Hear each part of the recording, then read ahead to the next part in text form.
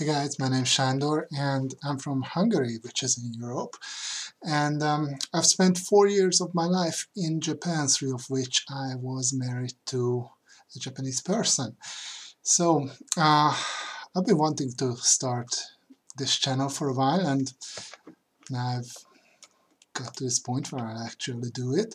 So anyway, first of all, I wanted to post a reply to this being skinny in Japan video, which was very touching, and I agree with many of the sentiments that that she shared. And I'd also like to give a perspective of what it feels like to be fat in Japan, and what challenges you should expect, and how to handle it really.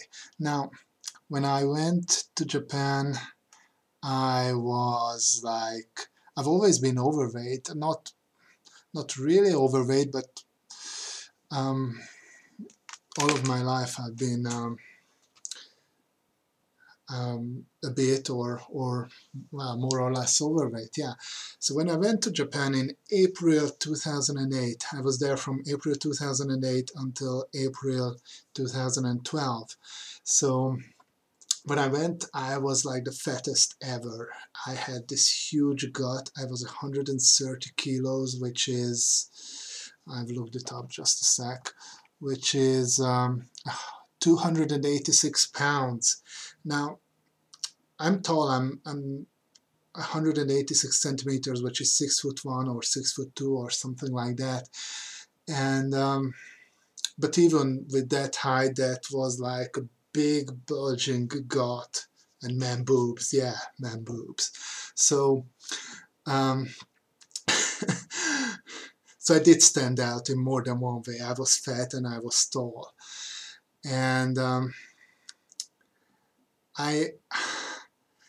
so there was this instant sensation even at the airport when I arrived that, God, I stand out like hell. Now that didn't bother me, because when you go to a place like China or Japan, if you're white or black or whatever, non-Japanese or non-Asian, you're gonna stand out. You'll be the new panda in the zoo in your new community, and there'll be an initial like interest in you, and then it settles down in a few months. But in any case, in Japan, yeah, being fat, my biggest problem was because I was fat not because I didn't exercise or because I ate like lots of junk food or anything. I drank like 5 liters of Coke. No, I didn't do any of that.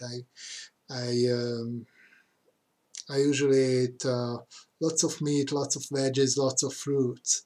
Now in Japan, you're not going to get any of those. There won't be lots of meat, there won't be lots of fruits, and there will be veggies, but probably not the one you're used to, at least not the cheap ones. Because my first year there, I went there to be a student, so I had money saved and I lived off that money. And so I was very conscious with the prices, and then I had additional unexpected expenses along the way. Because I got a girlfriend pretty quickly, and we were flying to places and stuff. So anyway, that will be another video. But in any case, yeah, my problem was that I always felt hungry, because I was living in England before. I didn't go from Hungary. Before Japan, I lived 3 years in England. That's where I saved up enough money to actually go to Japan. And there, oh, I just ate really bad food, and lots of it, just whatever junk I bought at the supermarket. I was a single guy on a budget. I hunted the reduced price bins at the local supermarkets, and I just ate whatever. And the last half a year I worked at Sainsbury's, it's a supermarket like Walmart or something like that. And there, oh God, I just bought everything usually that was about to expire, and it was really cheap. Like balls of cheese, and I ate it like in 2 days and things like that. So anyway, my problem with being fat in Japan wasn't that people were picky. I wasn't bothered by standing out, and I never had children. Well, yeah, there were children staring at me, but I mean, what all children are like that. I mean, um, I remember when I was like 10 or 12 or something like that when I first time ever I saw a black person, because here, especially under communism, closed borders, we didn't really have um, people with African ancestry here. And the first time I wasn't small, I was at least 10, maybe 11 or 12, and I was like, whoa. So yeah, that happens in Japan um, as well, because yeah, you're the new panda in the zoo, and people will take a good look at you. Now, adults will be very careful not to be found staring at you, but kids are, well, kids are kids. They don't mean you any harm, but yes, some of them will stare at you, some of them will point a finger, and yes, I can imagine that some of them will say Debu or something like that. Debu means fat. It's an offensive word. It's not a nice word, but you can't expect a 3 or 4 or 5 year old kid to know a better word for that. So yeah, if you're easily offended, you're more likely to be disappointed, obviously, and you should expect these things. Now, my real problem wasn't with standing out or wasn't with people making fun of me or pointing fingers and stuff. My real problem was that whatever I ate, I was just hungry all the time. Now, I wasn't starving, but there was this constant feeling of, oh God, I gotta eat something. And of course, Japanese food is extremely healthy. You'll be eating rice with veggies, basically, or pasta with veggies, basically, a lot of the time, and meat very sparingly, like uh, there's those bacon bits you can put on salads for taste. It's kind of like that, the quantity of meat. If you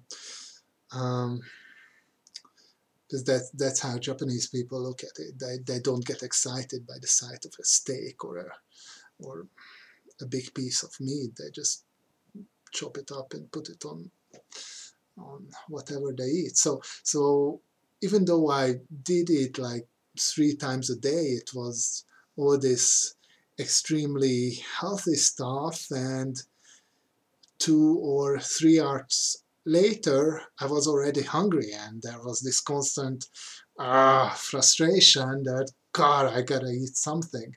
Now, and that being said, that was all a mental thing. I wasn't starving, but I wasn't happy either, because my bad habits in the past that made me fat in the first place created this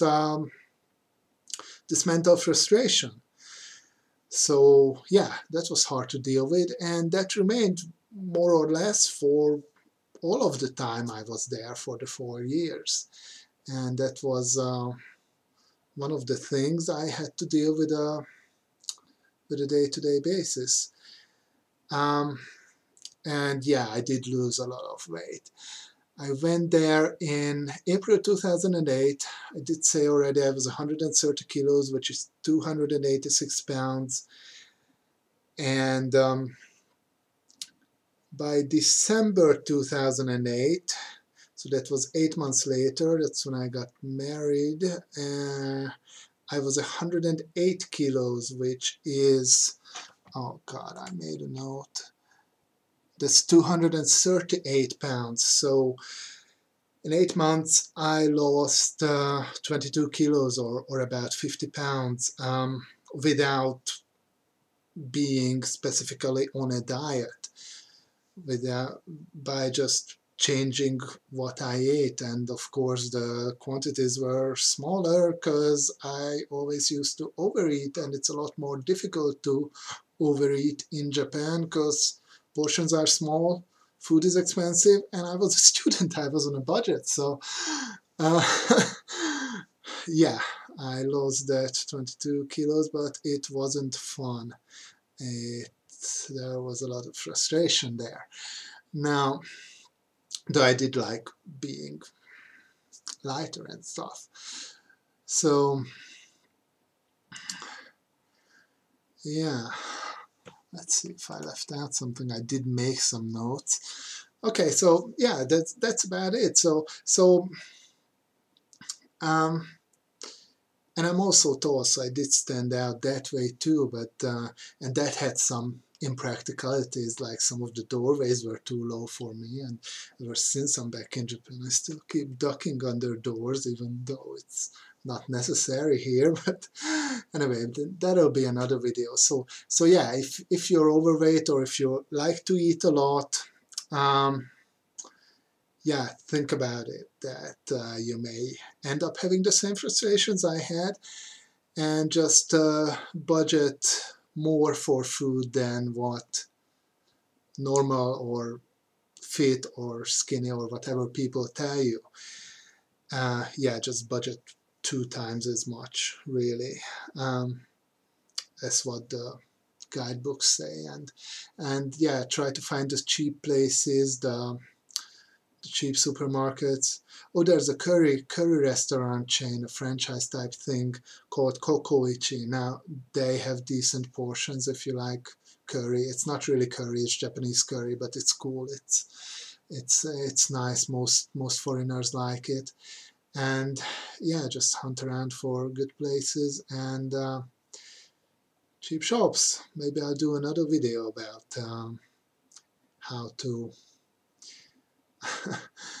what to buy on a budget if you want to eat like decent portions. Okay, well, hope you enjoyed this video. I put some links below to my other channels or sites or whatever. And hey, see you in the next video, hopefully. Leave me some comments, let me know what you think, and maybe I'll do more videos. Okay, have a great day. Ta-ta.